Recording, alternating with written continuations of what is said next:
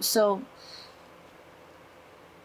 I haven't read at all since the last update. So uh, July's gone. It's just gone. It's almost basically mid-August at this point. It's like, yeah, it's getting there. It's the second week of August at least. A lot's happened. So I think I said my chef went to New York. She came back. People got sick. They got better, but it was still crazy. And then my boyfriend's cousin came into town, so we're showing her around. And then that week was also really crazy at work at the same time, so there was no rest. And then the following week, my best friend flew up from SoCal, so I was showing her around town. And so there wasn't a lot of rest, and I definitely wasn't reading. I was spending all of my time with her. Yeah, and then after that, it's just been procrastinating. I haven't really been wanting to read the book, honestly. And that's, again, my fault because I'm reading young adult books and they don't really seem all that enticing to me. It's not like I'm like, oh, I can't wait to find out what happens. Like, there's a fan, and it's like, I need it because it's really hot. It's really hot in my room, even at night. So I need this fan, sorry. But yeah, it's like a 430 page book, but like I said in the last book, it's double spaced. The font's like 14 at least. And it reads so fast. It reads so fast that it's basically a 200-page book. So it shouldn't take me that long, theoretically, right? Um, it takes you a lot longer when you don't want to read it, right?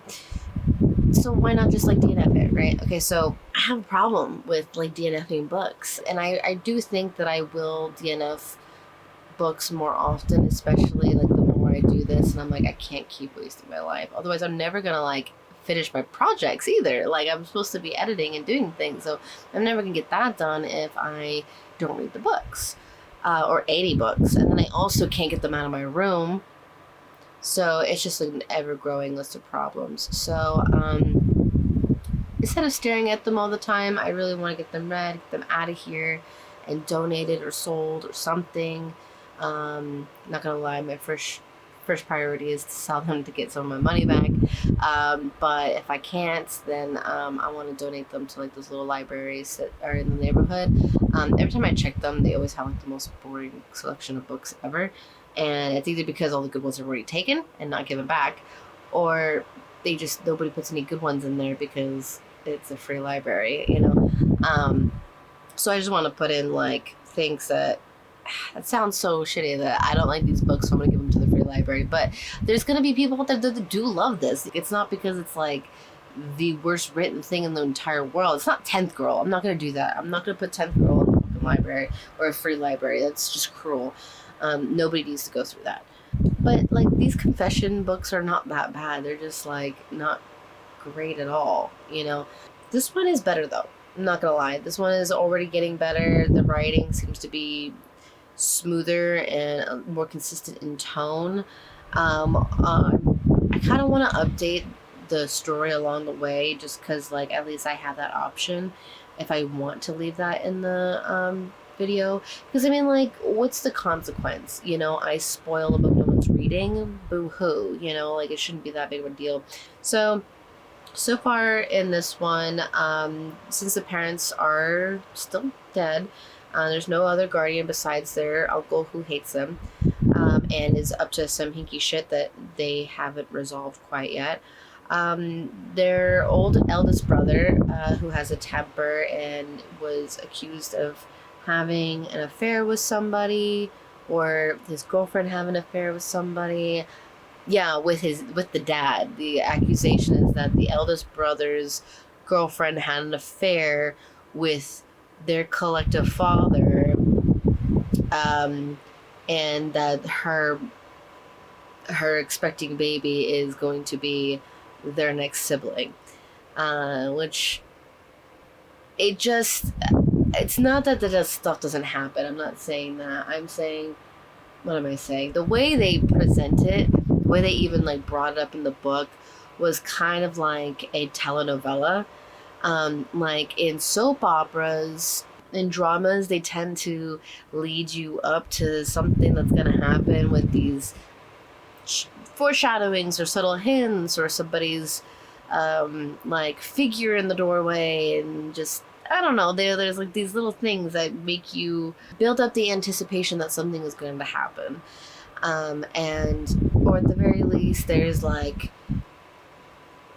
plot twists are supposed to be sort of clever, but in a lot of soap operas or in like telenovelas, they will do this very dramatic reveal out of nowhere, and it's supposed to be like a plot twist of sorts. Um, but it's just so, when I say out of nowhere, I really mean like there's nothing before that implicated that that was going to happen in any way, shape, or form. And now everyone's gonna have to kind of like adjust their character roles a little bit sometimes to even make this fit. Like it's just so comes out of nowhere. And that's what kind of happens here, in my opinion, where I feel as though this reveal was some extra shock factor thing that was not very necessary, and it was supposed to like, I don't know, invoke some type of rage inside of me, and it did, but I don't think for the right reasons. And so we thought that like a whole mess might have got swept underneath the rug because all the other mysteries that they were trying to like uh, nitpick and unravel in that last book, to kind of see like, oh well, if they have a secret, what are they hiding? Maybe they're the ones that murdered my parents, kind of thing.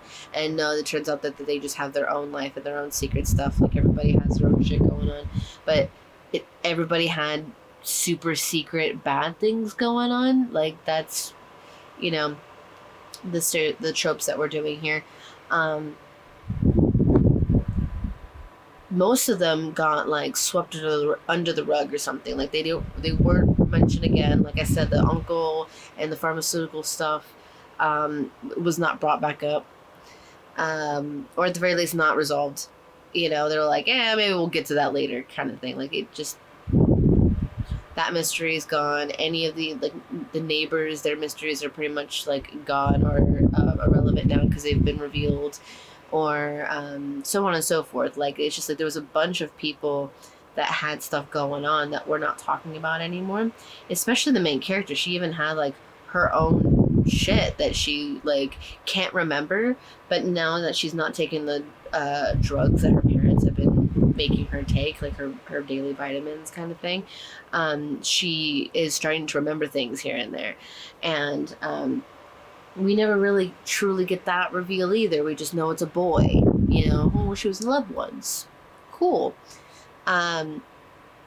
So now in this book, this is kind of bringing back at least one of the things that they did, which is the brother and the eldest brother and the girlfriend's pregnancy and all of that jazz, right? Like all of that drama behind it.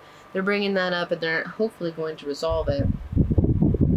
And that's how it like starts, pretty much, is that the brother's under arrest. I think, does the girlfriend die? Something happens, and the eldest brother with the anger issues is arrested, and the kids don't even really like have much time before they don't get to live in their own home anymore. And their uncle is not there anymore. He left, and he now has a military man who was in multiple wars, and I think they said that he's like an Israeli combatant or something. Like I don't know. Basically, he is this like military man that has a lot of training in not only war but in like the ultimate tactical whatevers, right? Like, and I can just honestly, all I imagine is the pacifier, you know, with Vin Diesel. So it doesn't really help. Even though that the way that they described him is nothing like Vin Diesel, that's just kind of what I picture. I'm not like a super fan of like how this whole thing thing was written out. But, you know, I don't think I have the kind of intelligence to explain what makes me uncomfortable, so I'm not going to touch on it. But if somebody would like to put it into words for me, I can tell you yes or no. The murder in this book, the mystery of this book, is not anything to do with the brother's girlfriend, weirdly enough. At least not as of yet. There is a random girl, random to us at least, that is murdered in the front stoops of their home. And it's a friend of the main character, and people are kind of talking to each other as if this is the continuation of a day that was already going on. So part of the day has happened already before this, and we're just kind of going head in. We're going right into it.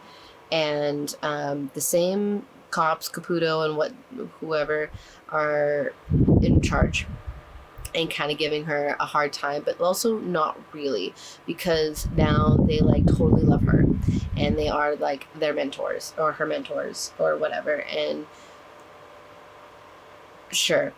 And he still does the whole like calling her Tandy. No, that's her name. Calling her Tizzy and Tootsie Pop and just names that are not her name. Just now for the fun of it, I guess. But for not in a bullying way that's not friendly. I don't know. He's like not doing it to be a dick enemy, but like a dick friend.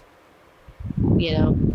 I guess this person was like an actual friend of the main character, Tandy.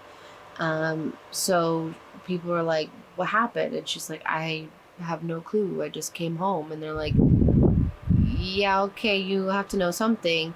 And she's like, I don't. And they're like, okay, well, you're like not a suspect yet, but you might be. Stay in town kind of thing. And she's like, not going anywhere. Physically can't. Not rich anymore, remember? All my money's gone. And so she doesn't like, she's like stressing out about all that kind of stuff, basically. Where her family's gonna go, what's gonna happen. Now this random friend has died at her footsteps, and she's like putting her detective cap on immediately. And the cops were like, no, you just go to school, go home, and that's it. That's all you do. And she's like, for how much longer? Yeah, no, I'm gonna figure this out. And like, I don't really know what her incentive is other than just her drive to being the world's greatest detective. Like, she just is a wannabe Encyclopedia Brown. I think she just really desperately wants to be the best and be right and be better than all these adults as a teenager. And they're still doing between every chapter a little confessional, right? And she remembers a lot more about the boy, things like touches and kisses and things like that. And so we're about to get more information pretty soon, like, because it's pretty early in the book.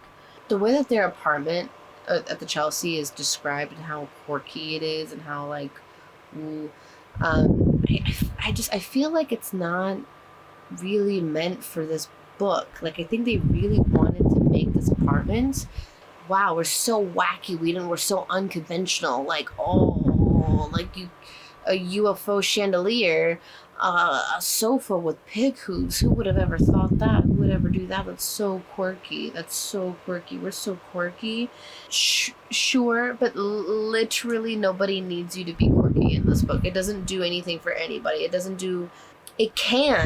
could have written your characters to have this banner or to have it connected in any way, but you didn't. Like, none of the characters are quirky, none of the characters are silly, none of the characters really care about the furniture except to like laugh at the cops when they're weirded out by it, or when like somebody like the new bodyguard or whatever, he's like not super impressed with everything, but like he's not weirded out by it either, you know, and that kind of like bums out Tandy. She's like, he's not weirded out, like that ruins the fun. Like, and it's just in those small moments. Otherwise, the furniture is completely pointless. And they do bring it up, like the youngest brother, like sitting on the couch, all silly, and like the way that his hair falls is like reaching the hooves of the chair. So really, it's just a description as how he's laying in the chair, but they have to tropes. You know what I mean? They have to bring up how silly the furniture is, and I feel like I'm complaining about silly furniture. I'm not. Like, I love silly furniture. It's just that it has absolutely no relevance to the story. It's just brought up very randomly, and I feel like you could do more with that. Like, if you have the silly furniture, have it be something. Like, in the first book, I thought the robot that was watching the TV was going to be relevant. I thought it was going to say something. I thought it was going to be something. I thought it was going to be a clue as to like watching what happened to see what happened, and like that was gonna be, I don't know, I thought there was gonna be more to that, and there wasn't. And okay, fine, you know. And then like, what if like the UFO chandelier had something to do with something else, and it didn't. So like it just kept happening where none of these things really went anywhere. Not even the secret lab. Like, the secret lab didn't go anywhere, right? So I'm like, okay, why didn't you just like have maybe one of the characters be ultra silly and goofy or intricate, right? So that the furniture makes more sense, or just like get rid of that concept altogether. Like, it just, I don't know. It's a lot of wasted time focusing on the silly furniture when it does not come into play, like, at all. Like, I feel like it should have come into play a lot more. I would have done. I expected it. Maybe that's why it didn't happen. Because the only thing that they did was that like a Tandy threw a chair at the TV and it broke, and that's why it's always been kind of broken ever since. And she doesn't remember it. It was in one of her fits of rage where she broke the TV and doesn't remember it, and that's like super scary for her, because if she could, you know, get so mad and break something, you know, not remember it, then what else is she capable of? Things like that, right? Which is, it is scary. Like, I've been scared of my own anger issues, so I'm not like negating that. I'm just, again, where does that come into play? Confessions of a Murder Suspect, or Private School Murders. I'm gonna try, and I'm gonna try to update you along the way, see what I can do about that. Yeah, so his girlfriend, the brother's girlfriend, really did get killed. So there's multiple murders in this one. There's at least 2.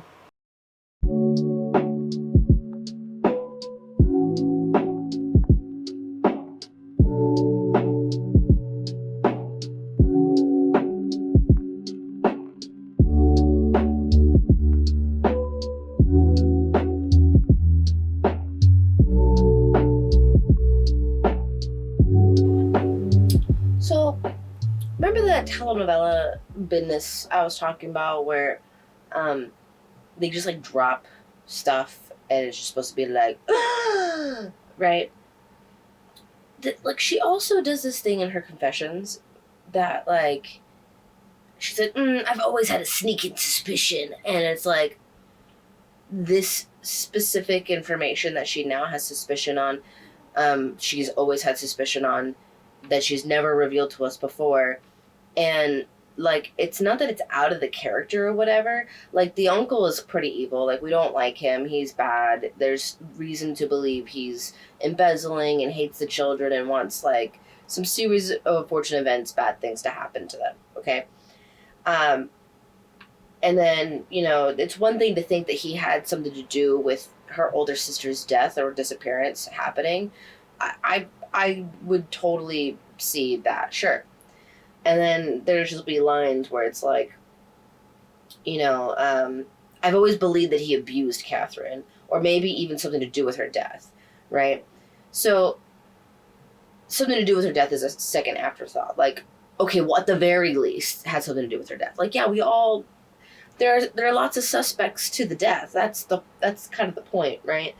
That's the, out of all the murders of each book, Catherine's death is like this umbrella mystery of this overencompassing what happened to my sister, right?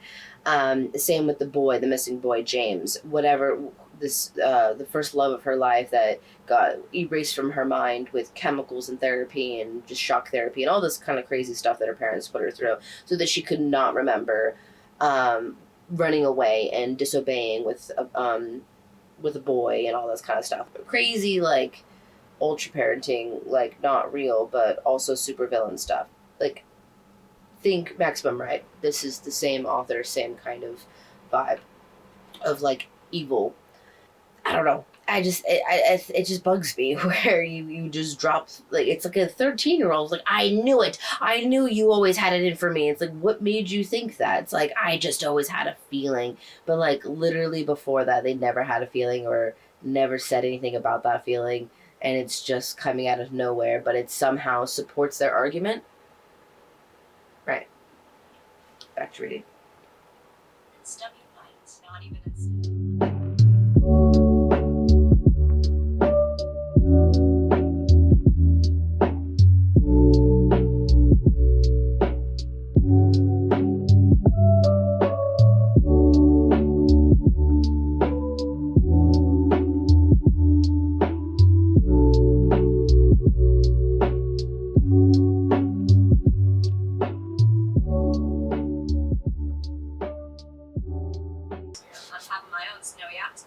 So, okay. To give context, when Catherine disappeared, she also ran away with a boy and got on a motorcycle with this guy named Dominic, who was 21 while she was freshly 16. And she's madly in love, though. You don't understand. She's in love, right? As 16-year-olds do. I'm just more suspect of the 21-year-old okay with that. Ew. And she gets flung off of a motorcycle in a car accident, and that's how she dies. So when Tandy runs off with her boyfriend, James, which again, neither of us, the narrator, the main character, or us know much about the situation because she can't remember, but you start to think, okay, well, that's probably why your parents flipped the fuck out, is because they didn't want to lose their daughter, right? And sometimes when you're reading this and she's like freaking out and be like, you do have to realize, or I do have to realize, that it is like a self-narration. Like she's as she's thinking, she's talking to us, right? So just the same way that we would be angry talking and like coming up with things and then calming ourselves down, she's also doing that. So I guess there are points where she's saying things that are ridiculous, and I'm like, okay, but she like hones it back in just like a little bit more. She doesn't get rid of her suspicions. She's still pretty like paranoid, I would say. But she's just ready to lock down who it is and be the best detective and just get it figured out, because she's the only one that can do it. Everybody else is just an idiot. She's just the only one that knows. She'd get out of her way. Like, she doesn't have time for this. Vibes.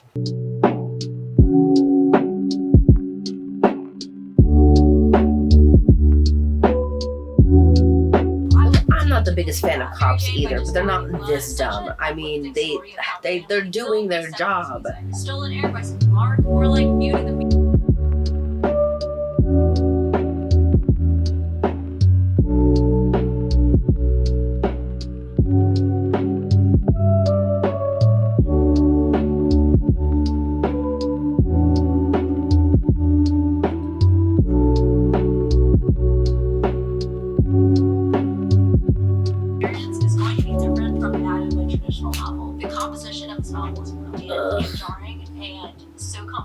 Unfortunately, my time's already up. A lot of thrillers have some type I didn't get very far, but something. Okay, hey, hi, hello. So a couple days. I've been trying to like read a little bit right before work, and hold on. I've been trying to read like 15-30 minutes before work, that kind of thing. I've been waking up pretty late, and then like I work at 1. I have night shifts, and so I've been waking up at like 10:30, and I have to leave at least 12:30, and by the time I take a shower, it's like, and I TikTok doom scroll all the time. So I need more discipline. I really do. Because I haven't even done any editing really since the first video, and like that means so update in the book so far. Where did I leave off from explaining what's going on? I'm pretty sure I talked about how they have a new guardian. His name is Jacob. He's from he's like a commando from the Israeli military or something. And they're really trying to like make it seem like something, but he's like the first person that like ever cares about them, it seems like, because their parents, they experimented on them with a bunch of different drugs. They have a pharmaceutical company. They always did like these horrific challenges on them, and if they like talked back, they would, you know, get these horrific boot camps and these basically slave labor in other places, just to like get them to know their place, you know, like crazy shit. Which is kind of crazy that this is even in the books, but it's true. They like call them big chops. Every time the kids get like big chops, it's like these crazy abuse from other places. They have to get sent away. But otherwise, their parents could really care less what they were doing or give them any praise or love or anything. So they weren't really worried about any of that stuff, and no wonder they looked it out. They looked for praise and love elsewhere, you know, and they didn't like that either. So go figure, you know, because they wanted control over their children. I don't really actually know quite what the parents really wanted from them, but I do know that the children did not agree. Not necessarily, right? So the last place I think I left off is that there was a snake in the building, and that was like crazy. So they ended up bringing up the lab that I said that they never brought back up again.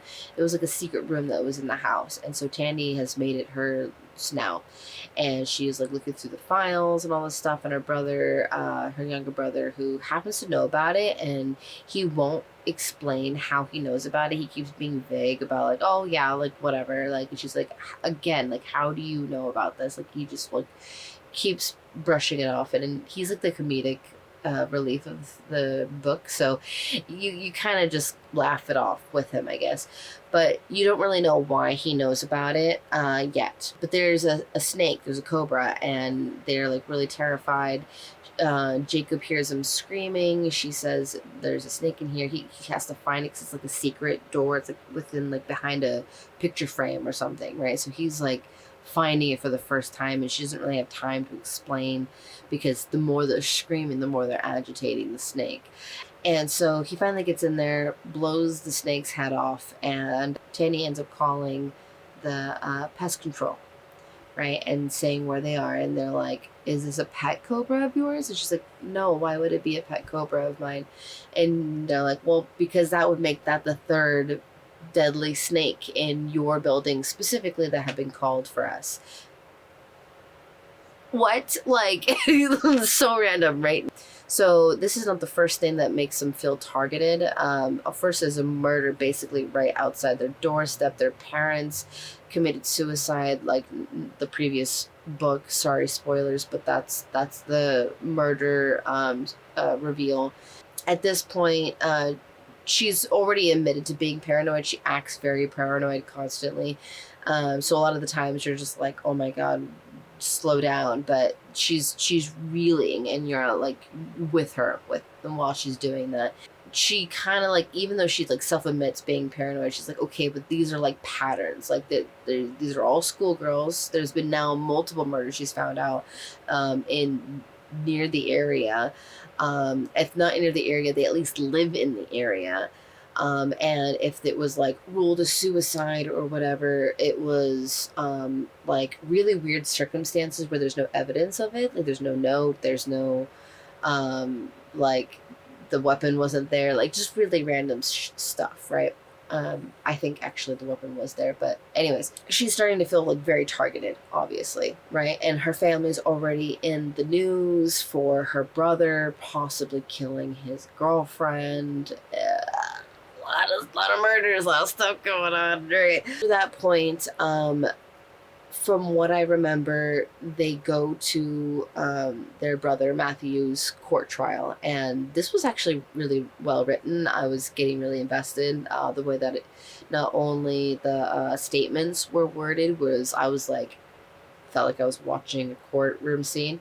Like whoever wrote this probably wrote courtroom scenes for television, because I could just like, and then you know, they were just they like pooled their money. They're not like rich anymore because like their parents are gone, and even when their parents were alive, they didn't know that apparently the pharmaceutical company was under like a huge lawsuit, and so is like their brother under a different lawsuit. They're at the trial. They finish up. It's kind of emotional because they show the bond between the siblings here a little bit. You really get. I can truly see it kind of like a TV show, just like playing out and like teared up a little bit. You know what I mean? But then they go back home, and as soon as they get back inside, there's Jacob on the couch, arms folded, just not happy, right? Dressed in khaki shirts and pants. I didn't know khaki was a color. I thought it was a fabric, but I guess I guess it's a color. I mean, I understand the pants, so that pant color. So he's really wearing tan on tan, or I guess khaki on khaki. Um, Weird. And so he's sitting there on the couch, just arms folded, like not happy with them. And he was like, "Sit down now." And they like sit down, right? And it's funny because they actually describe like the scenery, because there's this huge shark, like aquatic tank that's behind them that can hold like a small shark, right? And it's completely drained out. And so there's just like patches of algae, like it like fully describes it, and you can like see it in your head, right? And so they're just like apparently sitting right in front of that, and he's just like, you know, um, and he's like, raise your hand if you went to school today. And obviously they didn't go to school today, so they were like, look, dude, we went to Matt's trial. Like, let's not do this, you know? And he's like, that's literally the point. Do you have any idea what happened when you didn't show up to school? Your principal was worried. And like, they name him, but I can't tell if it's Thibodeau or I don't know. They're like, no, he actually gave a crap. You know, this is a principal that like threw them out on the street for just a suspicion of their being involved in their parents' murder. Like he like threw them out so fast, and it's a private school principal, mind you. So they're like, he gave a shit. You know, I don't believe that. And he's like, that's not the point. Like basically not like confirming that either. He's just like, no, what happened was it caused enough concern to call the police because you were not there and you didn't answer your phones. And they were like, that's extreme. That's extreme. It's all over the news. You knew this was Matt's court date. He's like, you don't understand. You are special friends with the police precinct, which is very recent, mind you. Like the beginning of this book, mind you, very recent. So I don't know why that is. You know, they like basically overlooked the 48 hours of a missing persons case because of their parents' suicide, which is not a murder, mind you. They thought it was a murder, but it was suicide. Now there's like murders happening in Central Park where they live. They live in the Dakota building inside of Central Park. They're like, okay, but like seriously, all you had to do was flip on the news and see that we would have been on there. Like, we're kind of a spectacle. We're a famous family, you know. Especially at this point. If they weren't before, they definitely are now, but they've always been. So he's like, well, actually, just so you like, for your information, that is how we found you, is that one of the police officers happened to be flipping the channels, and there you were. And okay, like we checked hospitals, we checked other, literally everywhere but the courthouse, which is the most logical thing that you could have possibly checked for us if we weren't at school. But yeah, make this a bigger deal than it is, right? And he's like, you don't understand. My job is to save lives. I've saved lives. Have you?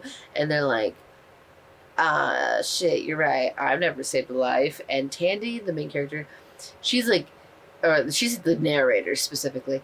Sorry, not just the main character. She's the narrator, but she's all like, fuck, he got me there. I haven't saved anybody yet, and that's like my whole thing, right? I guess. She didn't really save her parents, even though, duh, they were already dead.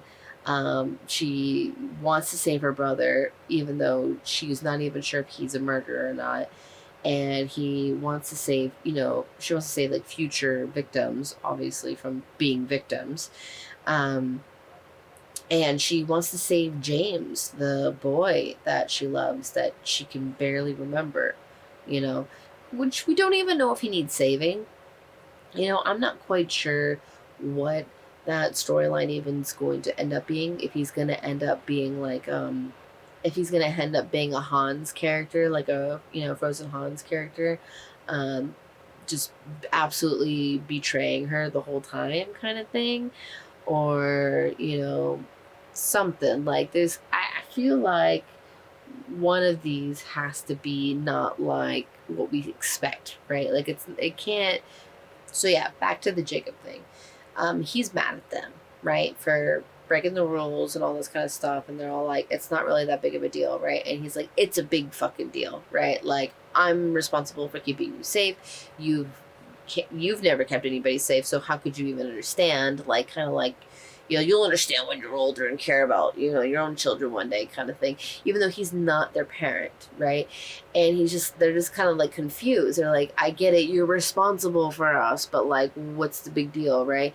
And like, when they're alone, because he's just like, don't expect like a wonderful dinner. Whatever's available in the kitchen via cans and boxes is all we got, he's not going to make it fancy for you tonight, right? He's not going to put in any extra work.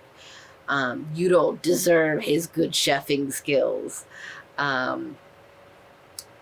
They like talk amongst themselves about like why he's so like emotional about it, because their parents weren't really like this, right?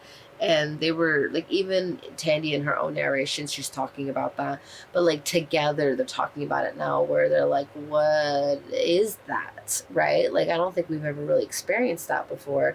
I mean, the closest they've experienced that was Samantha, but Samantha was their mother's assistant, so it wasn't quite the same thing. Like, she was sweet and nice to them and cared about them and like took care of them in certain circumstances and did nice things for them, but like, she was their mother's assistant at the end of the day, not their babysitter. And when she answered to her and her mother alone, turns out there was like some type of relationship between Samantha and the mother. Whatever. I don't think the children have had anything close to a loving, caring guardian for their safety, and not just for their control over them, but like literally their well-being, for them to continue to go on, so that maybe one day they can worry about their happiness. You know what I'm saying? Like, their happiness isn't taken out of the equation completely, but safety is the number one priority. And their parents were more of like, the number one priority is what they wanted from them, and not necessarily safety. Safety was like the excuse, if that makes any sense. So they're just really confused about having to take accountability for themselves, especially in the daytime, where they're like, it's not even dark. Like, I would understand if it's dark time, or sorry, I would understand if it's like nighttime and dark outside in New York, but like, it's in the middle of the day. So they talk it over and they realize that they were pretty, that they kind of owe him an apology, which is, again, new for them. So they go over to his door and they like collectively say, hey, we've never had to take accountability for ourselves before, so I'm so sorry that we put you through that and made you upset. We don't want to show you that kind of disrespect again. I hope you could forgive us. Chinese food's on us if you'll take it. And he says yes. He like gives him a big hug, and they like even cry, because again, they're not used to this. Their parents didn't give them hugs and love and affection and say I love you and things like that. So this is this is very fresh and foreign but refreshing, you know? So yeah, after this, Tandy, even in her narration, says that I'm not going to be late again. I can't afford it. I won't risk disappointing Jacob again. Very, very sweet, right? Showing that like there's a bond with such a guardian.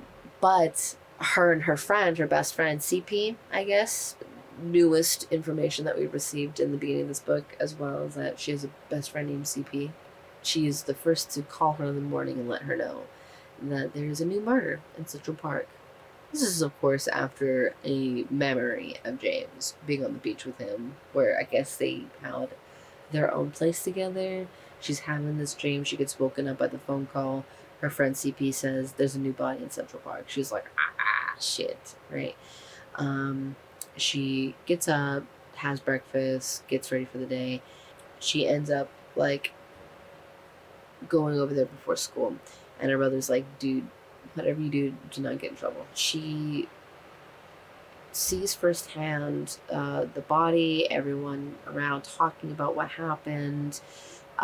She puts together some clues that like, wow, all these girls are in the same area and they were all private school girls.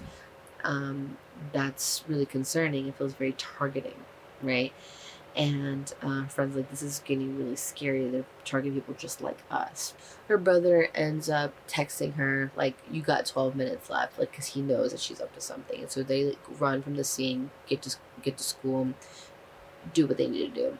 After school, she's like, again, I'm not going to piss off Jacob. I'm going to go home soon, but I need to stop at the precinct real quick. She goes to the precinct real quick to talk to Sergeant Caputo. Lady in the office is giving her like a little toot. She's like, trust me, just say it's me. He'll come talk to me. And then like he comes out and he's all like, Tootsie Pop or whatever. Like he's just always calling her a different name and it's supposed to be funny. I think it's inappropriate, but whatever. So he's just kind of like, you're my new best friend and whatever, but like, you still a kid, like I don't know what you want from me, right?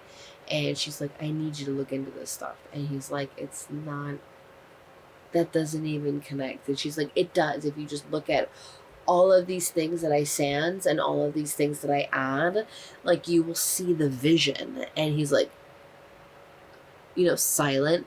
So she takes that as, I gotcha. I don't know how you really got to that conclusion that just because he doesn't have a response to you means that you are 100% correct. Like, I'm not quite sure how you got there, but I also like respect the confidence. So she gets done talking with Caputo and she's just like, listen, just look at all the stuff that I mentioned and you let me know what your opinion is at the end of all of it. But don't tell anybody, or we'll both kaput. Got it, Caputo? Like, all right. This is the dream now. So now is the dream where she has with James at the beach and all this kind of stuff. And then at the end of all of it, like a sack goes over her head. And she's like, James, where are you? And she wakes up screaming, right? And Harry, her brother, is knocking on the door like, are you okay? And she's like, yeah, no, I'm fine. I'm just singing. And he's like, yeah, you suck at singing then. If that's really what that's really what it is, you suck. And he goes back to bed. Basically, she won't give up now until she figures out what happened to James. She's like, there's no point in life if there's no James in it. Which, that's so cute, even though you don't remember him. But what you do remember, you're like, no, I have to be with forever. I guess that's sweet. But yeah, there is 2 shadows of the past. So I thought that was a nice, healthy stop for it. It's not halfway. I'm about like, I would call that quarter way. All right. Hey, hello. So, where we left off was where we left off on this book is that there was snakes and now spiders in the apartment complex. inside of their unit specifically. Once again, their bodyguard, Jacob, has taken care of the situation, and they call pest control, and they let them know that they're not the only ones. They go to Matthew's trial, the older brother, and he is not doing good. Every single witness is basically saying, like, yeah, he wanted to kill his girlfriend. And you're just like, well, damn, you are not making this easy for us. And no matter what the prosecutor does, their defendant kind of goes, did you see him actually do it, though? No? All right, so all of it's hearsay, all of it's speculation then. Things are also not going well in general for, like, paparazzi wise or school wise. Like, things are just adding up on top of each other. So she's got one mystery after another that she's solving. She's got like 4 things going on. She's got, you know, the Matthew's trial. She's got James, the mysterious lover that she can, you know, is starting to remember more and more. And so we get random pages of information about that too, the things that she can remember, little memories and details about what happened. We don't get a lot because she doesn't remember a lot, right? So whatever she remembers, we're getting over time, and it like makes her like panic. You know, most things are good, but there's a couple things here and there that are like not that great, which kind of lines up with what I suspected. I did suspect that maybe James was kind of, you know, trying to take her down from the inside, right? But then once her parents said that, I was like, okay, well, now I don't think that, because we're supposed to like not agree with them, right? Like they're supposed to be like people that we're against. We don't agree with how they raise their children. We don't agree with how they decided to end their own lives and like left their children to dust. Like they were very emotionally detached the whole time raising their kids, and then even emotionally detached when thinking about what was going to happen after they removed themselves, when they unalived themselves from this planet. Like they just completely did not care about that. They didn't care about their kids while they were raising them. It seemed like they cared more about whatever plan they made up for their children's lives in their heads more than they cared about like the actual children themselves, you know, which I can kind of relate to actually. Some parents are just like that. That actually brings it to like Jacob again, where this guardian is the first one that's like been upset when they don't answer their phone, has made them accountable for their not only their actions, but they're like accountable for their presence, you know, that they don't show up to dinner if they're, you know, whatever. Like he's not just like, he's making it very clear to them that he's not just their bodyguard.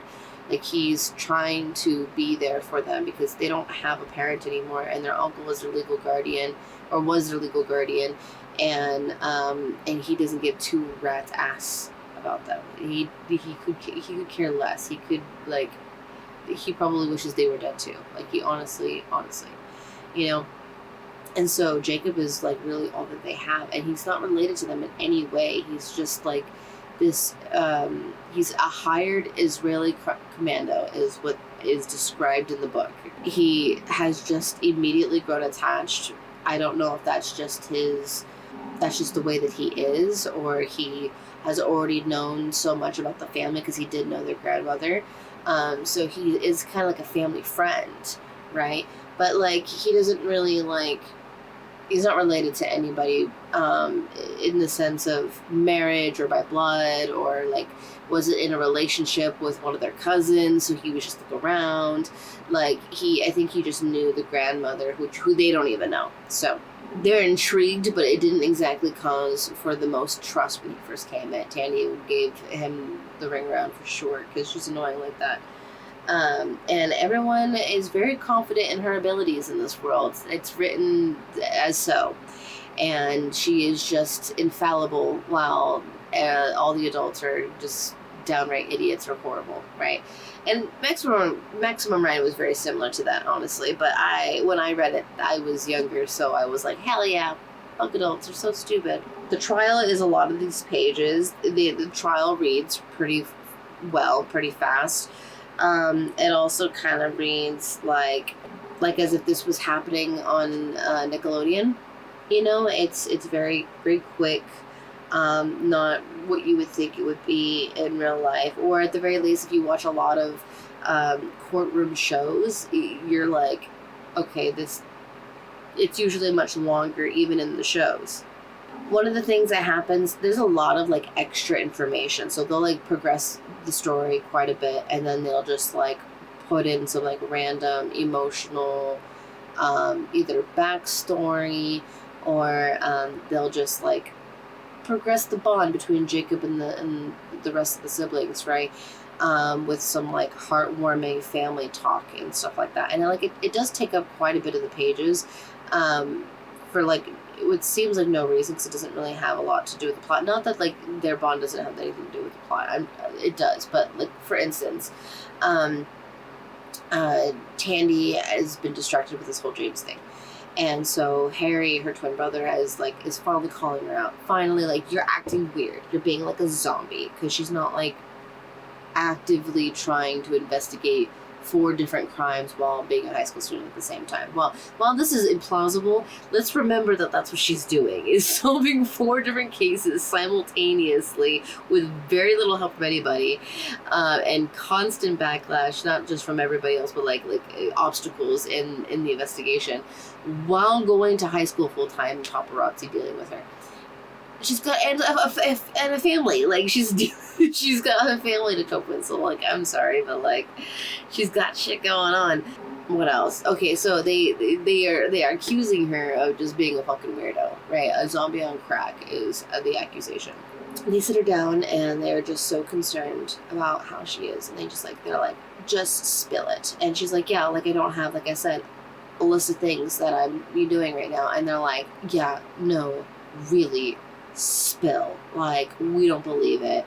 And like, okay, first off, who cares? Like, she's like, don't I get some privacy? Don't I get like? And I was like, yeah, you do actually. Leave her the fuck alone, you know. And they're don't budge, because this is like a sitcom, right? And they just like fold their arms at her and like, come on, come talk to us, don't be like that. And she's just like and then her little brother says something funny and adorable, so of course that makes her smile and go fine, and then tell them literally everything that's been going on in her mind about the whole James situation, with like a teenager like would spill her most darkest, deepest secrets about a boy that she likes to her brothers and a guardian that she barely knows, but doesn't she does it, right? And they are very sympathetic. They said, oh shit, no way, I didn't have any idea that Maud and Malcolm, the parents, were that bad, that they did that kind of shit. Like, obviously the kids knew, the siblings knew, they didn't know everything, but they knew a decent amount of what happened. And I mean, they like zapped her brain crazy, you know, like took her to a doctor that was like waiting for her to say that, like, you know, she asks her, how are you feeling today? And she goes, nothing. And she goes, good. That's exactly what she wants. Terrible, right? So, I mean, obviously we're not pro Maud and Malcolm, but also, like, I do kind of understand why they might not want her to be with James. You know, there was an ongoing lawsuit. They overreacted, obviously, and they took it into their own hands to make sure that they were just doing it very controlling, like, do what I say or else, like, I'm the boss and you're gonna ruin your life and I'm not gonna let you get your life off track and all this kind of stuff.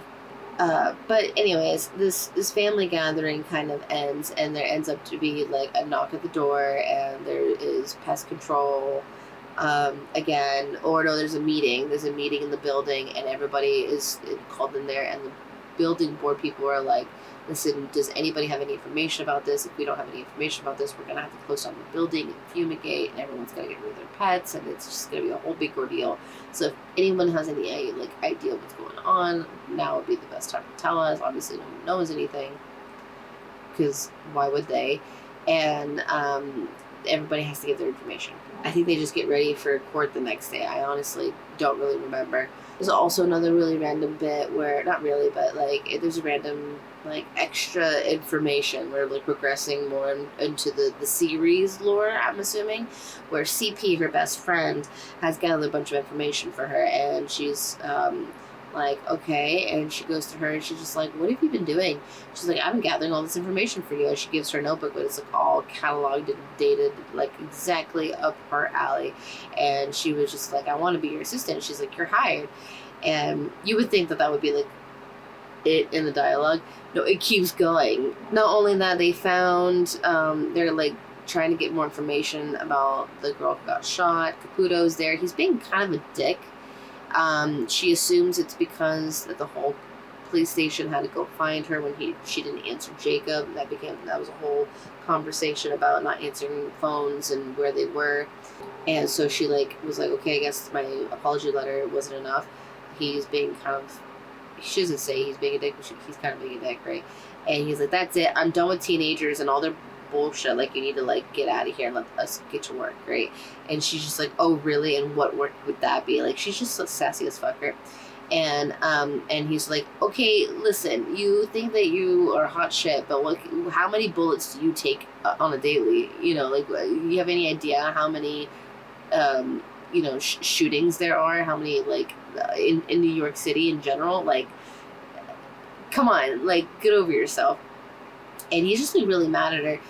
She's pushing buttons. She's pushing buttons because she wants to know why, I think, but also because it's just her character. Like, she's just very sassy and whatever. And he's like, oh yeah, what about your brother's trial? And so CP is like, that's low, dude. And she's like, yeah, I could tell that his face showed that he regretted saying that, but the damage was done. You know, the language in here is hella funny. So we're like, fast forward again a little bit, we're back at the court, and again, it's not going good because now they're putting her brothers on the stand, Harry and Hugo, and they have to report honestly. So when they're being asked like what he said at certain moments, they are recanting the truth as much as possible. Harry's very much like, I do not recall. I'm sorry, I do not recall. I was like, oh, can I, prosecute this witness as a hostile witness? And he's like, well, what if I don't recall? Like, what if I don't remember? Like, you can't make me remember something I don't remember, And like, he's doing good, kid. But Hugo is too young, and he's like 10 years old or something like that. He's just like doing the best he can, and he wants trying to just answer honestly, but also he doesn't want to like incriminate his brother, so he's upset about it. And you would think that like, oh man, like that can't be that much worse, right? Yeah, well, no, their assistant, or at least the mom's assistant or late assistant, goes onto the stand, Samantha. And I don't know whether or not talking about it in this book now, but in the last book, there was a full-blown affair happening between the mom and the assistant, that they were in love and stuff. And I thought maybe the affair from the dad and Matthew's girlfriend would get blown over and all that kinds of... No, that's really prevalent in this book. That actually happened, I guess, which I thought was just a lie. I thought Tamara was just saying that so that she could, like, get a rise out of Matthew because she wasn't getting what she wanted. But no, they're doing this full-blown abusive angle where he's just been super violent this whole time, not necessarily hitting her, but like breaking things around her and saying that he'll kill her, and like just saying horrible things. And she's like, I gotta move out before he kills me. And sure enough, she's dead. Her and her baby, she's pregnant. They're both dead. So of course he's to blame. I mean, and he is like, oh, maybe I did it. I don't know, because I woke up and her body was just there all dead and stuff. So like, he's not helping his case by like fleeing the scene in the morning when he does see the dead body, B, like saying all these horrible things to everybody and being caught, like, like in the time of saying stuff about hurting her. He also wanted to testify on his own. He was trying to make it worse for himself in every way to go. And I don't know if he was just trying to like blow up his life, because he said that. It's like, I think he was just trying to blow up his life because he's like miserable without Tamara and the kid, right? And all this kind of stuff. Like, his life is already ruined. Why not? Kind of thing. Maybe. But he was also already really upset about the affair thing. So I don't really know what he really wanted from the situation with his girlfriend and the baby. But I don't think he actually wanted to kill her. But I guess that's the whole thing, that's the mystery, is that everything is stacked against him. So if he didn't do it, who did and for why, and how did he not do it. It was almost like it seems like the mystery. The other funny thing I just wanted to mention is that, like, when they're talking about Samantha, like, she does this, like, the way that they read it, or the way that they write this, is so funny in, like, the worst way possible. Like, when she gets on, goes into the courtroom, they're, like, trying to explain what she looks like, right? And she's like, picture this. She says that. She goes, picture this. A sleek Scandinavian woman with blonde hair and blue eyes. Because that's her. That's Samantha. Like, almost end quote. Like, it's pretty bad. But that's kind of how the writing is quite a bit of the time in the book. And that's kind of what I was complaining about before, where I said the story writing is just so YA. It is a lot better than the last book. It is grabbing me a little bit better. It's moving pretty quickly. Even with all these things that are going on, I'm still able to, like, not only just blaze right through it and keep up at the same time. Like, it's not hard. It really still feels like a soap opera when reading it. So it doesn't seem like that big of a deal. But I only have like 10-15 minutes to read before work or whatever. Like, I'm able to get through at least 3 chapters, because again, the chapters are like just a couple pages each. You know what I mean? Like, it doesn't take that long, and it's mostly dialogue. That's why it takes like little to no time. It's mostly dialogue.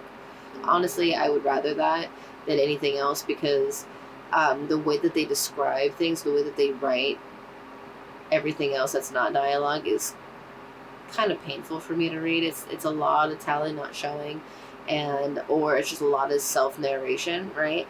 And it's repetitive. It's repetitive narration. It's the same stuff that she's already said 100 times, and she keeps thinking about James. She doesn't, know how to get to him. She keeps reaching out to him. He probably hates me. Blah, blah, blah, blah, blah. Like, it goes on for a while. And like I said, she jumps around a little bit. Like, she just told me what it was like telling her mom for the first time about James and how not fun that was. So, like, I'm going to keep reading. I just want to update along the way. And also, you're probably wondering why I'm always wearing the same nightgown. I kind of just wear the same stuff and wash it and wear it over and over again. And this is summer. So this is my summer nightgown. And I have winter, like, fuzzy pants. And when I wear my winter fuzzy pants, I just wear whatever t-shirt I was wearing that day. Unless it's a work shirt. Or if I was out doing gross things, and then I'll just pick a different t-shirt. Like, I just have so many t-shirts, I just pick one. When this gets old and ratty, I will replace it with another nightgown that I find at a thrift store. And it will last me forever. So, yeah. Alright, back to it. Alright, so I didn't get very far. Alright, so I didn't get very far, but I need to rant a little bit. Just like a little bit. The book only has like a little bit, right? Like, I have, I'm sure, like 100 pages left or something like that. And because it reads so fast, and because it's like basically 14 font, double space, the whole thing, right? And it's all dialogue, like, it reads pretty fast. And I was complaining that there's like 4 different mysteries going on, teetering on 5, right? And so, and she's going around calling herself Tandoori Angel Girl Detective. That's how she's just calling herself now, more frequently than before. At first, I thought it was just like a cheeky little haha. No, she's going around calling herself Tandoori Angel Girl Detective. Now we're getting to the point where the story is running out of time for the mystery to be flushed out anymore. And because we've been bouncing around between all 4 mysteries, a lot of the book has been like fluffed out, right? So now there's like little to no time to solve any of them or to introduce more lore, right? So now they're just like dropping them like crazy. Like before, as it was when like the crazy snake incident happened, that was probably the longest incident. The spider was shorter. It was very quick. It was like, boom, done. Let's call the pest control. We know what to do. And conversations would just be like, and then I told them everything kind of thing, right? And they were like, oh, wow, that's crazy. And a lot of the time is spent rehashing like the same memory that she can't quite remember, right? The James memory. And every time we relive it, we get a little bit more, we get a little bit more, we get a little bit more. So it is a little bit repetitive, but I understand why. Like it's like in a TV show, and I honestly find that kind of annoying then too. But it's artistic. I understand. That being said, now that they're like dropping everything like crazy, making sure everything's super fast, Tandy has sent an email out to every school in the area of in Europe that the postcards from James were from, just like sending out hundreds of emails to Andy and all schools that are like within like the 30-mile radius of all of those postcards. And she's just like really hoping that he hasn't forgotten her, because in the notes, postcards, they're very much like, why aren't you responding to me? I won't give up on you no matter what her parents do. This, that, the other thing. He doesn't know that she was taken to a facility and like basically put into a blank room with an ever glowing fluorescent light, shot up with drugs, so she was always asleep. And then when she wakes up, she's just like electrocuted anytime she thinks of James. So like he doesn't know that she went through all this torture. Not that anyone could have or should have gone through this torture as a 16-year-old. I think she's 16. She wakes up very randomly in a cold sweat, and she has realized through the memory of being intertwined with James. Okay, that's one thing. I like have been freaking out about the fact that this is a YA novel, and the same with the last one. I'm like, oh my god, you put that in a YA novel? Oh my god, oh my god. I forget that YA novels are purely smut these days. And just because like I was in middle school when I read Maximum Ride, or like I think it was like 8th grade, so late middle school, possibly freshman year, so you know, around 15 or so, like that kind of stuff was like, ooh, like I didn't really curse, I didn't really do any of that kind of stuff. I was kind of a late bloomer, as they say. So I've been freaked out about all this kind of little stuff. So like and then it gets to the point where James and Tandy are alone when they run away, and they're like smoochy and getting really close to having sex. And he's like, we should do this right now. And she's just like, what? Like, what? And he's like, no, I just, I want us to take this slow. We've got all the time in the world. Like, I just don't want this to be like, he's actually being pretty sweet about it. He just doesn't want to rush into it and make it seem like it's nothing. Like they're just doing this just because they can, right? And that's really sweet, because as a teenager, there's nothing that you guys are thinking about more. But it does like come into play later when she's like thinking about maybe her parents are right, and that maybe he wasn't trustworthy and he was setting this all up, and that could have been like a moment of guilt. But she won't even think about that past even a millisecond. She knows for a fact that they're in love and they're going to be together forever, and she just has to find him. She gets an email back from what she thinks is going to be James, but it's James's dad, and it says, hey, so like basically, I know you're looking for him, stop looking for him. If you don't, I will come after you and your family of what's left, because their family is actually going to buy out all of the properties that the Angel property that the Angels own. There's been a family feud between them forever. They're like a real Romeo and Juliet. They're being kept apart. She actually compares herself to the Capulets, so it's funny, or the Montagues. And she said, and then there's like a little incentive in the note as well in the email that says that like if you leave us alone, I will actually leave you a little bit of what you guys have left, and if you don't, I will take literally everything. So now she's like, okay, so if I don't leave the whole James thing alone, I could be ruining what's left of our lives for Harry and Hugo and I, because Matthew is like on trial for murder. He's probably gonna get locked away, and all of his money is going to go away too. So even though his brother's made money of his own and made a name for himself and all this kind of stuff, he's about to lose everything too. So they were going to be this like from very rich family to absolutely nothing. Because she wakes up from this dream of James thinking about being entwined, she has thought about the snakes, the snake cobra that was in there, the spiders, the everything, like this is multiple venomous poisonous animals that have been released into the Dakota, and she feels targeted. She thinks that it has to do with the Angels, not have to do with the teenage girls There's schoolgirls being murdered, which is the whole point of the book, mind you, is that it's supposed to be about the private school girls being murdered in her area, and we've hardly talked about it.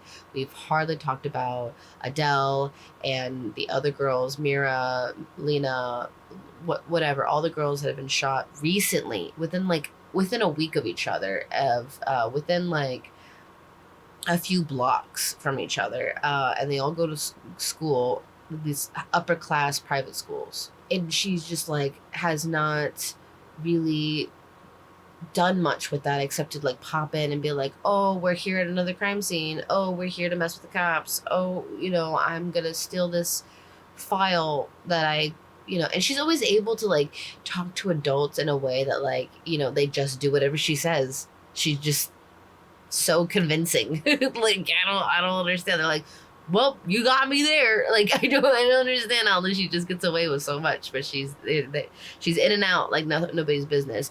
And like when she like yells at people, they listen. And I'm like, you're what, 15? Well, why would anybody care what you do? I don't know. I would be like, and I have the same amount of attitude as her, so maybe that's probably it, is that it just wouldn't work on me. She thinks about the stakes and all this kind of stuff, and how they're on the 9th floor, right? And everybody has like duplexes and stuff like that. But at a certain point, they kind of like split off, and they're no longer duplexes or something like that. I don't know. She was trying to explain it to me. And the 10th floor has like 2 different sections, right? Like it's not one big floor anymore. They're like split off. And so the guy that owned both of those was super old and had to leave the Dakota, and like they already know nobody is upstairs from them. They don't know if she was thinking about like, well, what about the other side? Like, did anybody make sure that the other side was cleared out?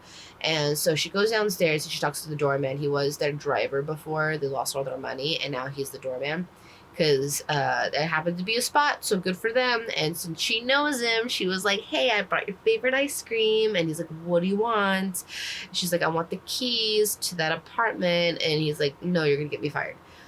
She's like, no, I'm not. I promise, I swear, I won't do that.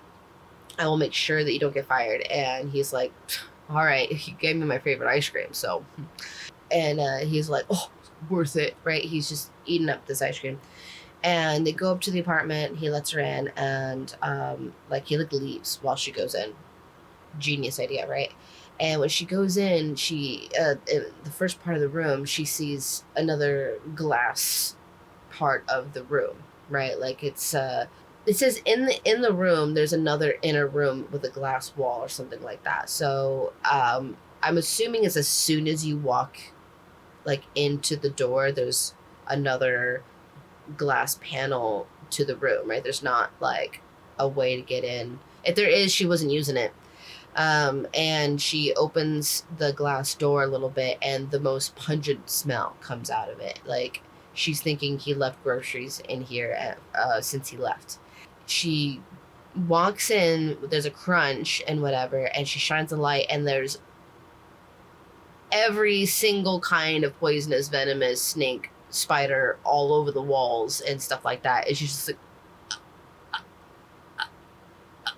and in like one move, one sound, and she could potentially die, right? And they're not agitated. They don't seem to be hissing at her or very much, or they don't seem to be bothered, even though some stranger is walking into their home. She looks over and she sees a weird stack of clothes, and that weird stack of clothes looks like a person. And that's when she figures out that it's the man that used to live there. I want to say Bixby, but it's probably Banafy, Benofsky, whatever. It's a made up name, so it doesn't matter. And she's like, wow, he probably had to squat here for a little bit while trying to get his exotic pets out of here that are super illegal. And who would fucking do that in the first place? Have all of these exotic, poisonous, and venomous animals, enclosed or not, in an apartment complex filled with other people. Like, are you kidding me? And so she very quietly, very carefully is backing up, and hits the door with her back. And I can only imagine the amount of like anxiety that would induce, right? And she's slithers out, which is a horrible term for this situation, and closes the door. Gets out of the apartment complex, is trying to brush things off. She feels ickies all over her. She just feels a crawly here and a crawly there, and it's not there, but she feels them. And so then she goes downstairs, and everybody is like, wow, what happened? That's crazy. And she was like, yeah, I just saw the dead body and all the spiders and the snakes. Like, I figured it out. They're like, oh, holy shit. And her twin brother's like, dude, could you, like, go to sleep through one single night? I cannot keep woken up in the middle of the night like this. It's just ridiculous. And her little brother Hugo was like, yeah, it's like we're at a TV show or something. And yeah, a lot of the shit that happens in here is like Riverdale or Once Upon a Time, where it just keeps going. It just keeps happening. And like, there's no plausible time period. Like, it just, anyways. So after that, the next morning, CP is there like hella early, and then she's saying something. She tickles Tandy awake, tickles her feet awake, and she just like starts fucking kicking, and she's like, not the night, not the day, like really. She was just like, I have stuff for you to see. I got stuff, like Harry and I've been up all night. We need to get going to our meeting that we had, and she was like, what meeting? She was like, coffee to go, let's go. And she's just like, oh, and she's like giving her coffee and breakfast also. She's like, oh my god, I love you so much. She's like, that seems to be the consensus.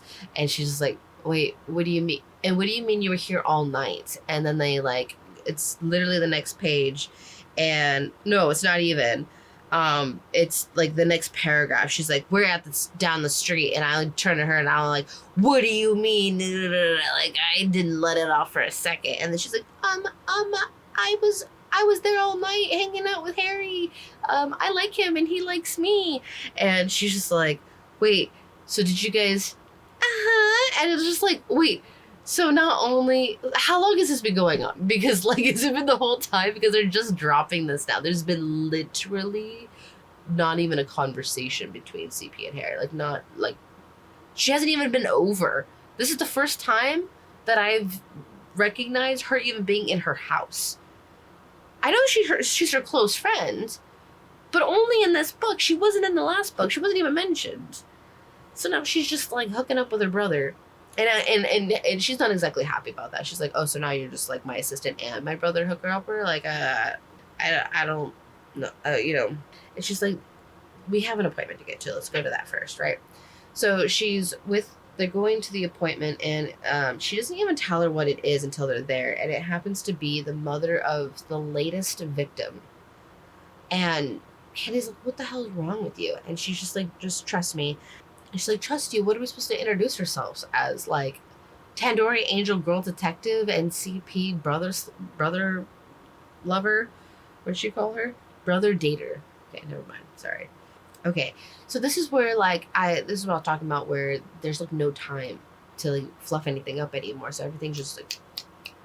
So not only did she, like, wake up, get that lore dropped on her, like, immediately... and well, she kind of pressed it, but still, and then go to this interview with the mom, who is not upset at all to be talking about her dead daughter. She's like, oh, I'm so happy to be talking about her. Everyone thinks that I'll cry when I talk about her, and that's not true. So then, of course, she goes through the questions, like she's been asked a million times by cops and FBI agents, and I'm sure a bunch of people, right?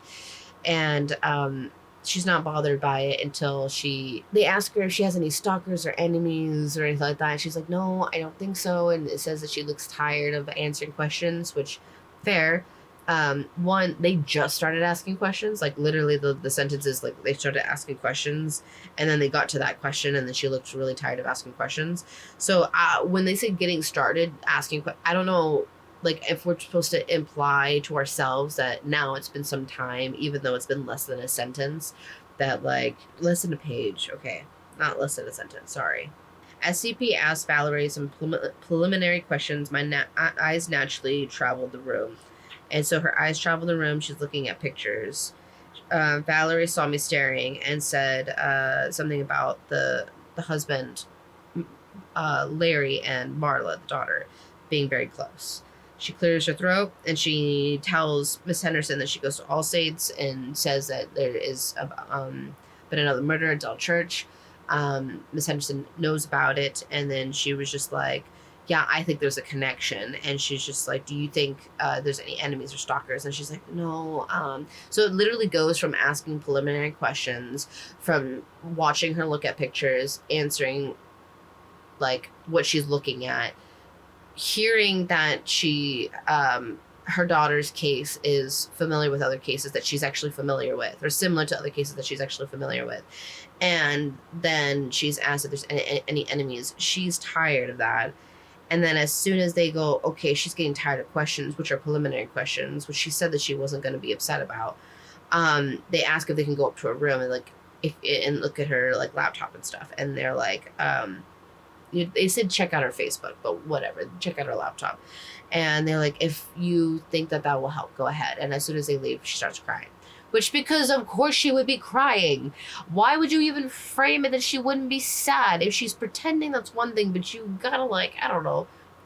That was not clear at all. If she would look like some zombie as like, hi dears, come in dears, let's go. And maybe that's just how she copes because she doesn't have a husband and a daughter anymore. But it's just weird how she was written altogether. She doesn't have any type of personality because she's just a little puppet for the moment. But it reads really weird. So they're in a room, they're looking at it, looking through her clothes, and saying she's got style. Not sure how that's relevant to the situation.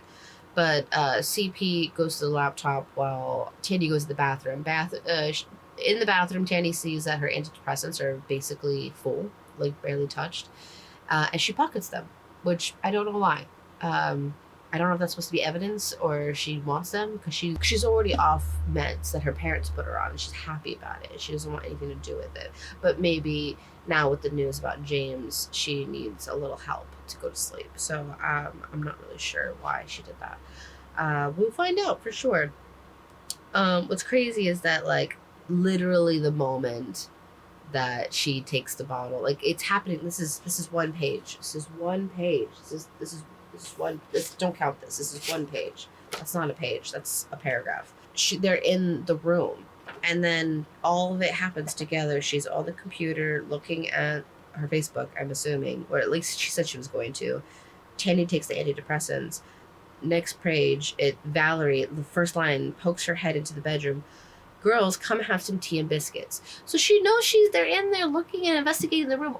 They just got up there.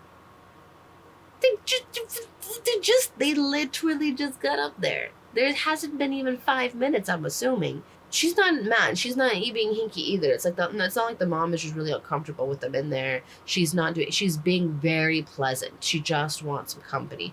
And I understand. In a scenario that they've been up there for more than 15, 20 minutes, and it's just like, hey, I made some tea and biscuits, and then like another 10 minutes go by or 5 minutes go by. It's like, hey, it's getting cold. Like, I get it, but it's within seconds. And I just, it's being super rushed because there's no more time in the book to do it. And what's going to happen is that Tandy is going to solve all of 4 mysteries in the matter of like 50 pages. I already know it because I have less than 100 pages left. I'm sure of it. I have literally 100 pages left. So I don't know how they're going to do that. And I don't know if I'm going to be end up reading the next book because this is driving me insane. I might just find a YouTuber that's already done this damage for me. And then I can just like watch or listen to what happens at the end of the series because I don't know if I want to do this anymore. This is like really hard to be interested in. Like like I said, it reads really fast, but I'm not super enjoying it. I do keep finding myself like wanting to get back to it just because I don't know what happens and nothing's happening, and like I just want to know what happens. I just want to what happened. Just tell me, like. And like that's what draws you in, right? There's a draw, good job, but the rest is fluff. It's 300 pages of fluff. Okay, that's my update. I just had a rant about how quickly everything's moving now, and it's like it's like a season of Riverdale where things just keep going. Or Once Upon a Time, you're like, yeah, sure, now we're doing that, of course, yes, naturally. But the Adele thing, like, sent me for a moment, and then I was like, okay, come back. You just started reading. You can't start freaking out already. And then the one page room investigation made me lose my mind because I literally just put my camera away. Went back to reading, told myself, stop freaking out. Listen. It happened. I told you it was gonna happen. It literally happened. She thinks about, they're downstairs having the tea and biscuits with, Valerie, Mrs. Henderson. And CP is like, oh, is that a pizza oven? That's so cool. Oh, what's that? A dumbwaiter? Oh, that's so cool. And Tandy's like, yeah, we used to have dumbwaiters at the Dakota, but they're all walled up. And she's like thinking about Matthew and his building. And she's like, and she's like, I gotta go. And she thinks she solved the mystery for Matt's murder, which, not Matthew's murder, but Tomorrow's murder. Yeah, I knew they were gonna do this. I just knew it. Okay, last thing. This is what I was talking about how, like, Tandy just happens to be super convincing no matter where she goes. So she has had a brain blast about Matthew's case, so she wants to go to his, oh, sorry, my YouTube is on. So she goes to Matthew's apartment, and it's like where all a bunch of famous people live and stuff like that, but like different kinds of famous people, right? And like celebrities and artists and like actresses and stuff like that, right? Well, she gets up to the door, and she goes to Polly, is the doorman, and she's just like, I gotta go to Matthew's apartment, Polly, let me in. And he is just like, isn't that place still a crime scene? And she's just like, he's like, I believe that place is still considered a crime scene. Didn't you hear about how I beat the NYPD at their own game after my parents died? Come on. I know you did. Polly looked dubious and hesitant. I'm family, Polly. I jingled Maddie's spare keys in front of him. You can trust me. He sighed. Come on, Tandy, but make it snappy. And I want to warn you, it's not pretty.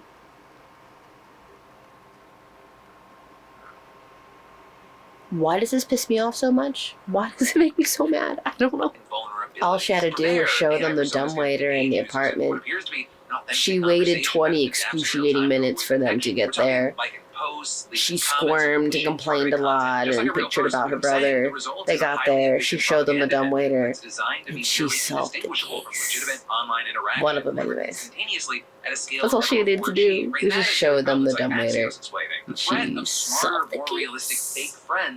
Alright, so we are speed running things now.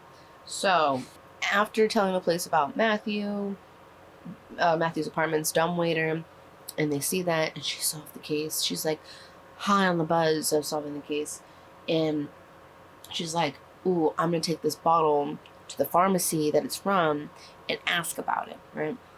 And so she goes there. She tells the old man there. Oh, someone opens the door. It's like a scraggly teen, kind of like Zitty, he's like sort of acne with bad hair or whatever. She was just like quickly describing him, but he seemed really nice. And he said, you have 10 minutes, we're about to close up. She said, bet. And she runs to the pharmacist, and she's just like, hey, my friends take these antidepressants, and I wanted to ask if there's any side effects before I take them, and or ask my doctor for them. And he's like, can I see that bottle? And she takes it, and he's just puts it right in his drawer and closes it, and he goes, you should know how dangerous it is to be taking other people's pharmaceuticals, so I'm going to take that. Which is like the first and only real adult thing anyone's ever really done, like, besides Jacob. Like, yeah, obviously you're not taking someone else's prescriptions. I'm not going to help you with that.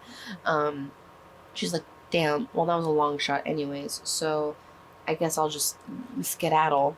And she's just like, well, I'm going to go home. Because if I don't go home if I'm not home in like a minute, I'm dead meat, right? Well, she's being followed. And as she cuts through the Central Park and all this kind of stuff, she goes to this peak area where Harry and her used to play on. And she's convinced that at this point she will be able to see who the attacker is. And when she's up there, she can see her apartment a few blocks away. She hears someone behind her, right? And it's Gary, the guy from the pharmacy. He was so nice then. I don't understand. How could it be him? He was the one that's been shooting all these girls, you know, because we've seen him before, right? Like less than a minute ago. Nowhere in this book, or you know how usually these mysteries are like it's somebody that you saw like one time or you heard about them, like, or it wasn't the son, it was the daughter, because everyone just assumes it has to be a guy. They didn't think about the daughter. Like it's always these like really funny plot twists, right? You know the family, like you were introduced to the family in the beginning or something, or in the middle, or like throughout, right? Or it's someone who's like trying to been helping you the whole time. Mysteries are typically like that. Not giving you a bunch of their random life throughout the entire book, and at the end they like essentially run into the murderer. Not only did I forgot to mention that after Tandy came back from being super heroic at the apartment complex where she found all the snakes and spiders, Jacob gave her a medal, a little coin medal of like bravery, because she was just so brave. And they just made a really big deal about how brave she is and how great she is and that she's just the best. And they keep doing that anytime she like scores something. They're like, "Oh my God, we just owe you an apology. You were the best. You were amazing. We love you." Right.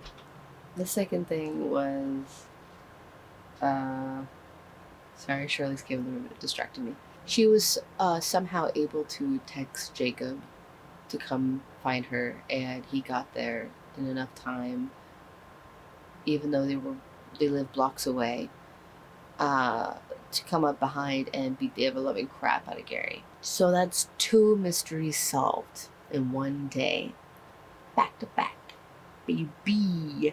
And I don't think they're gonna solve the James mystery in this book. I think that's kind of keeps the series going a little bit, and like I still don't really understand why her parents killed themselves, really, other than like the business going down, because like they had the dad was having an affair with Tamara, the mom was having an affair with Samantha. Like, did like they not really care about those people either? Like they didn't care about their children, they didn't care about themselves, they didn't care about their partners. It's very confusing. So I don't know if that mystery is ever going to be like really solved. But she found out the snakes and spiders thing. She found out the Matthews case, and third case now. She has solved the matter of less than 48 hours, and that is the murderer, the main murderer of the entire book. We still have another 60 pages or so to go, so maybe I'll be able to finish this before I go to work. I don't know. I don't think so. Okay, hi, hello. I changed outfits so you wouldn't judge me anymore. Also, the fan's still on because it's freaking hot.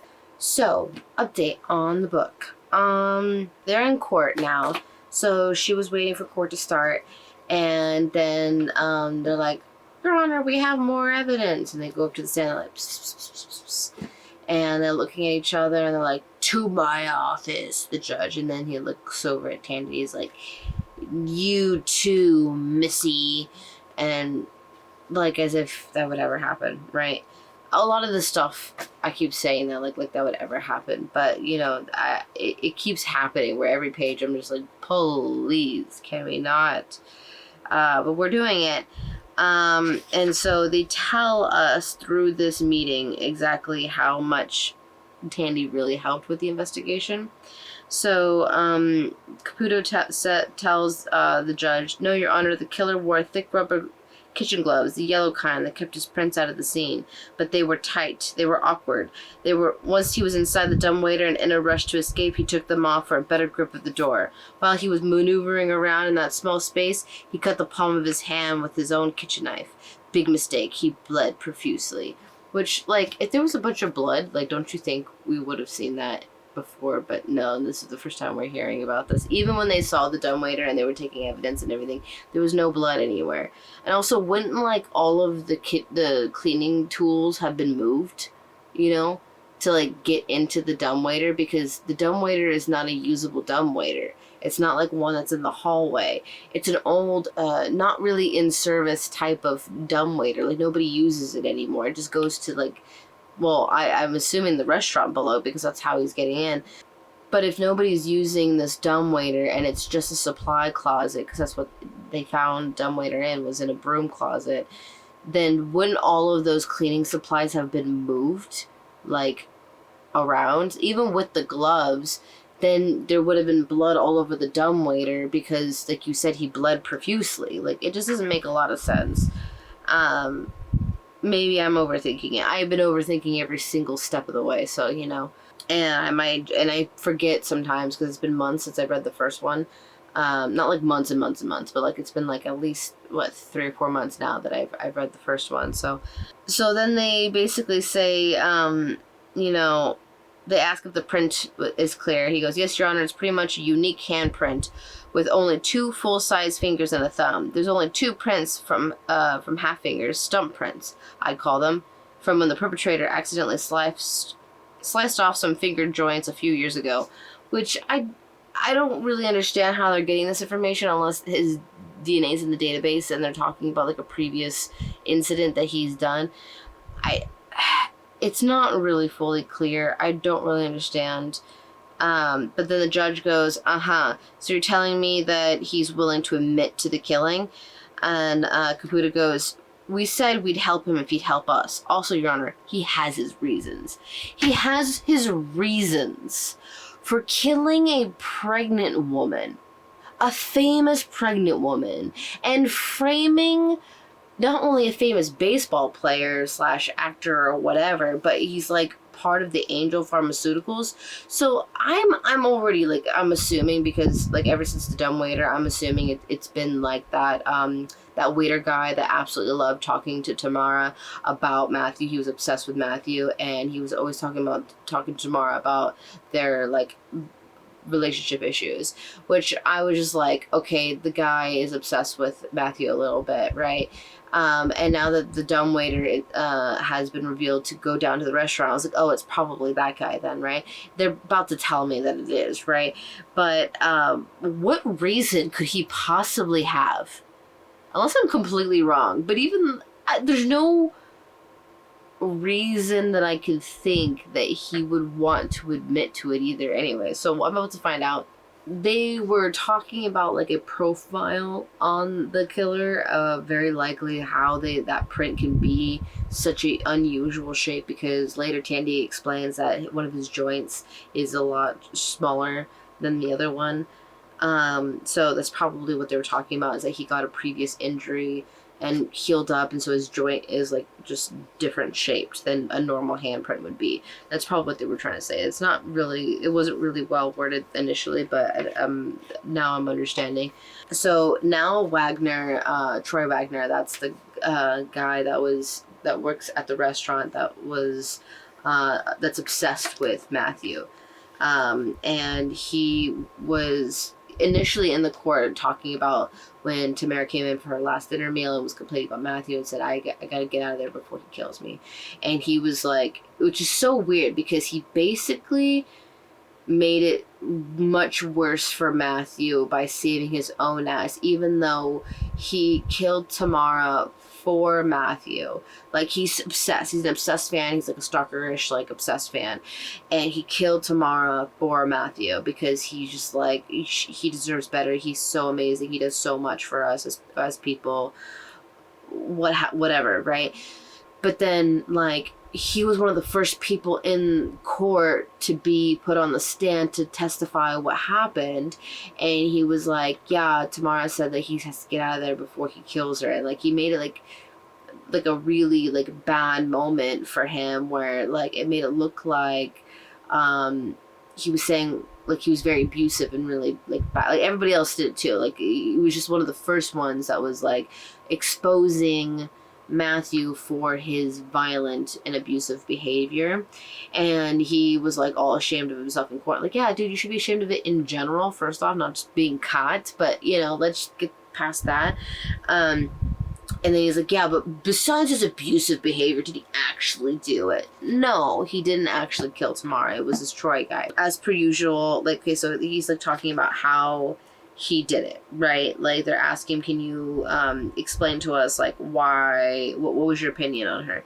Well, she was evil and had too much power. What do you mean by that? Well, isn't it obvious? She was a succubus. She had the power to ruin men's lives. And they're like, okay, what do you mean? What do you remember about the night that, like, her last night? Like, as per usual, she dissed Matthew. She clearly didn't understand what kind of person Matthew is and what he means to people and what kind of athlete he is and greatest football player of all time. And he's going to be in history. I can't read all this. And so there's like, just to be clear, like, you killed her, right? He's like, yeah, duh. Like, I waited for the restaurant to close up and then I knew that Matthew wasn't home. And so I went up there and I killed her. And they were like, can you be a little bit more specific? He's like, what? You mean the dumbwaiter? Yeah, so I did all that shit. And then, like, he talks about, like, the specifics, and they're like, sweet, sweet, sweet. So he said the specifics, right? And everyone's, like, freaking out and crying. Obviously, Tamar's mother is crying. Everyone's just like, and the judge's like, order, there'll be order in my court. He's just kind of like, basically, like, I was gonna get caught anyways. You offered me a plea deal. I took the plea deal. And now I'm cooperating, right? So that means I get a lesser sentence. You said I can get a lesser, like, that's the only reason why he's cooperating. So I guess that would be the reason that he's willing to testify in court that he did it. Matthew screams, you killed my son, da da da da, and I'm on to the next chapter. Sorry, I had to update you about that because there's no way I was going to remember that. So, also, a paring knife? A paring knife?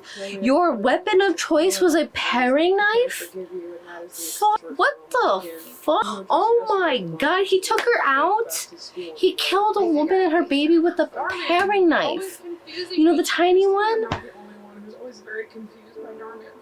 A little bit. So, the whole time, like, Tanny kept calling Jacob this Israeli commando, right?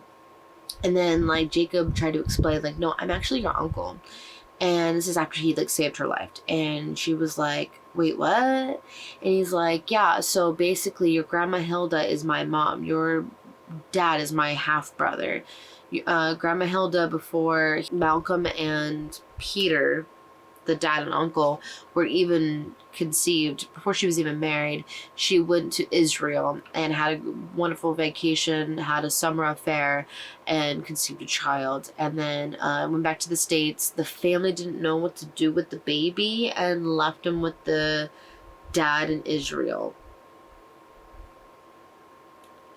And but kept in touch, and then had these wonderful summers before she died, and, like, basically told him everything that was gonna happen, like going to give her son Matthew only $100 because he was gonna marry Maud against her wishes, the mom, and Peter inherited everything else, which, so fuck Jacob then, I guess.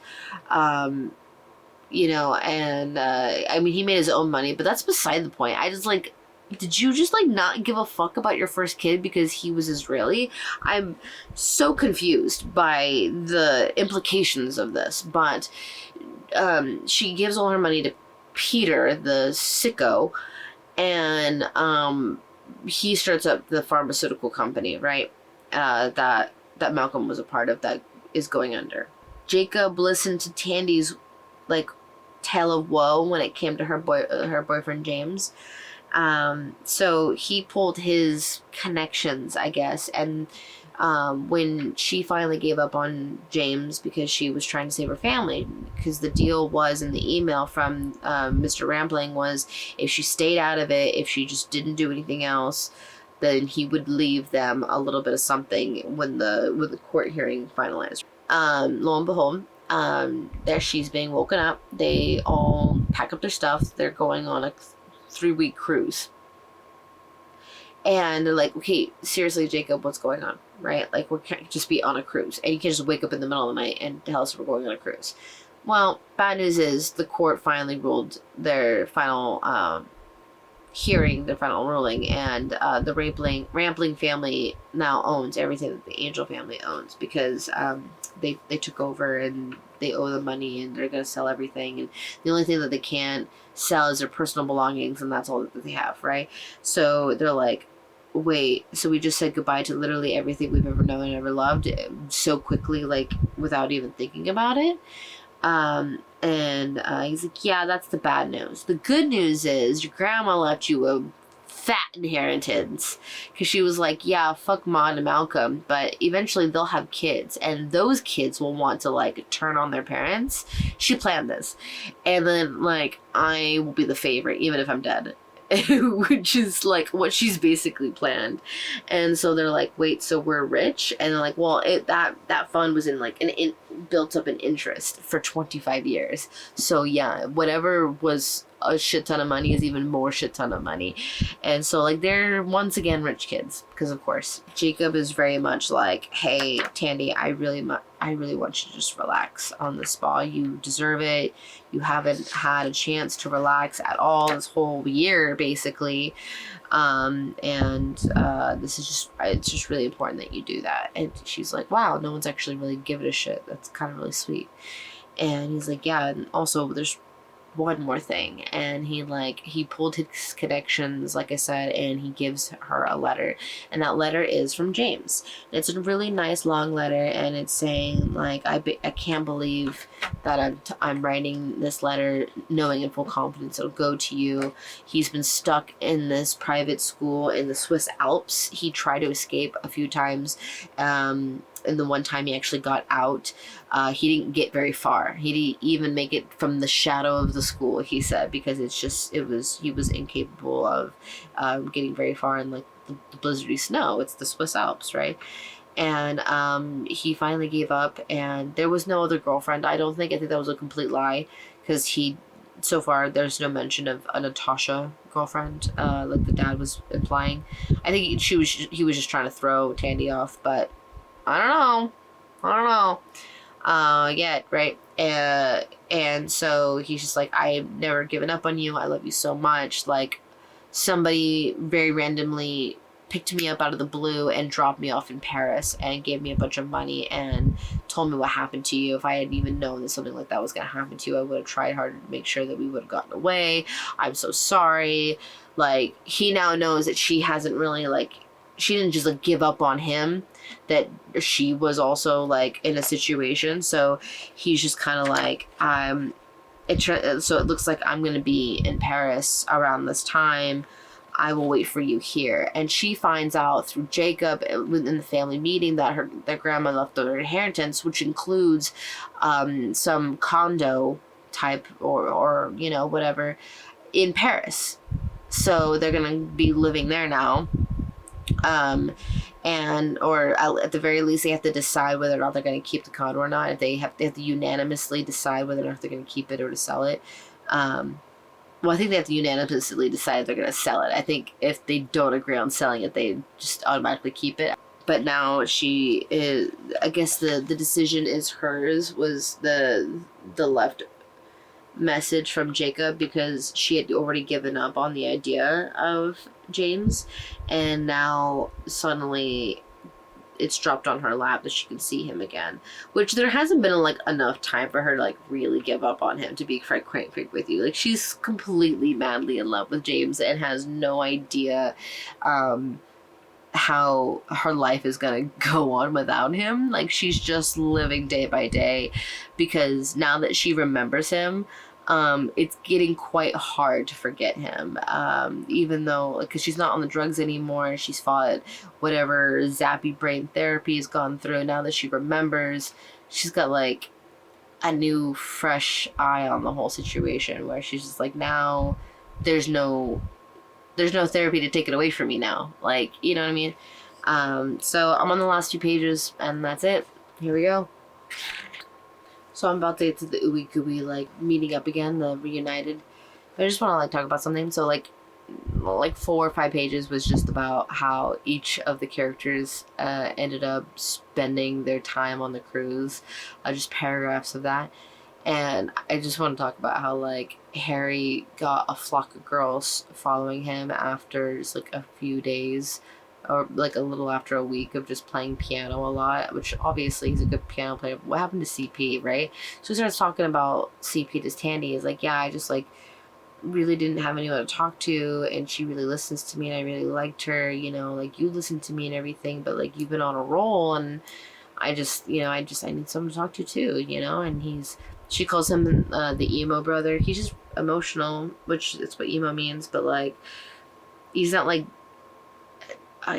pale, dark eyeliner, swooshy hair emo. He's just like sensitive. He's a very sensitive kid. And so she's like, okay, well, wherever we end up, like, I promise I will be more like attentive and I'll talk to you more. And he's like, cool, yeah, me too. And I was like, that's sweet, but also, what the fuck happens with CP? Like, you're just like not in love with CP anymore? Were you not in love? Were you just like hooking up with her and just liked her? Like, how come Tandy's love is so important, but like Harry's love is like, you'll find another girl, whatever. Like, it's just like, I don't know, it's so easily dismissive. So yeah, they're meeting at the Louvre. Of course they are, right? And she doesn't see him at first, and then she sees him, and that's where I'm at now. They're seeing each other for the first time in a long time. Cute. All right, it's done. It's done. It's done. Yes. Okay. So they saw each other. They kiss. They hug. They're like blah blah blah blah. They're like twirling each other around. They're having a great time. They're staring at each other. And they're like, oh my god, I love you. I miss you so much. Oh my god. Oh my god. Oh my god. Oh my god. Oh my god. He looks over her shoulder and sees a van pull up. Guys come out. Very similar guys that kidnapped her the first time, sent her to Fernhaven. But they are calling out for James. And they're saying, James, we have to talk to you, son. And he's like, it's my dad. If he finds us, he's gonna hurt you. We gotta get out of here. Like, and she's like, no, I'm not leaving you. Like, literally after all of this shit, like, I'm not letting some guy, you know, his dad, get in the way between of us again. I'm just not. And she just starts going, kidnapper, we're not going with you. And they just start both screaming that about the three guys, and the crowd start getting really worried and gathering up, and they don't get their way and they drive away, right? He's like, this isn't the last of it. Like, it's not over till I say it's over. And that's the end of the book. That's literally the end of the book. Is that he drives away and then she's left alone with the son. Okay. So, like, that's interesting how that works. Also, if he's the one that kidnapped her in the first place and sent her to Fernhaven, it kind of seems like their parents are a lot more in cahoots than they led on in the first place, right? Or at the very least, they're like using the same guys. So yeah, that's the ending of the book. I don't know if I'm gonna find the sequels and read them. I'm probably gonna YouTube them and figure out what happens that way. If nobody has read them and I can't figure it out, I'm on to the next one. I have to go on to the next one. I have to move on. I just have to. That is a 2.25 stars. It was not the worst. It was not even as bad as the last one, honestly. I just think that too many mysteries, too many stuff going on that you're bouncing around, like going between the 4 mysteries and the series lore, and like also recapping things because you're like pretending that we haven't read the last book and telling us all this information that we already know from the last book, like in case we like forgot, or we're just skipping the first one and going into the second one and you're giving us all this info. It's not like subtle exposition. It's like, this is my brother, he is da-da-da-da, he's also this, and like, you know, it's like a quick bio for everyone because they had a whole book to explain these people in the last one, but now they're being like really quick about it. What should I read next?